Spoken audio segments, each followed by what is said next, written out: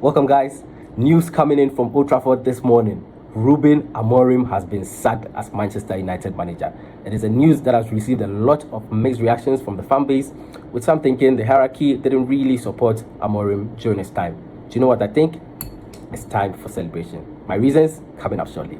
With Amorim coming into Manchester United with your revered 3-4-3 formation was a no-no for me. It was the first red flag for me. How can you tell me that a coach in this modern era has just one formation that he sticks to? Even Antonio Conte, who is the master of the 3-4-3 formation or the 5-back formation, switched to a 4-back formation when he won the league with Napoli. So if you come in and you don't have the players that you want to play that kind of formation with, and you still want to stick to that formation, it was just something else for me. Also, his in-game managements were very, very poor. His substitutions and all that. And even if you take a look at how he handled situations like the Kobe Mainoo situation, it was so poor. Mainoo is one of the most talented players we have at Manchester United. But you come in and you let the youngster feel like he's not needed.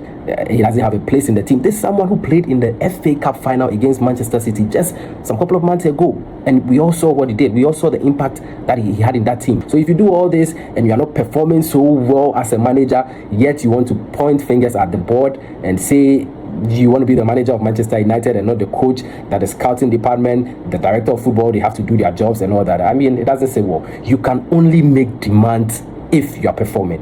So I think sacking Ruben Amorim was one of the best decisions to ever happen to Manchester United. And also, Amorim had the chance to win the Europa League final against Tottenham Hotspur. Do you know what that could have done for Manchester United? Would have given us a spot in the Champions League.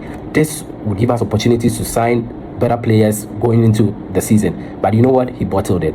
He bottled against Tottenham Hotspur. Who does that? And in addition to that, his press conferences were so poor. You know, in his first year at Manchester United, I always had an issue with his press conference. I don't know if it had to do with him not being so comfortable like speaking English because he's Portuguese or what, because his press conferences were so poor. You know, in a big club like Manchester United, controlling the media and controlling situations off the field are very crucial, but he always lost it at press conferences, and he had nothing or no attributes that showed that he could really manage Manchester United. Look at his record. Look at his record.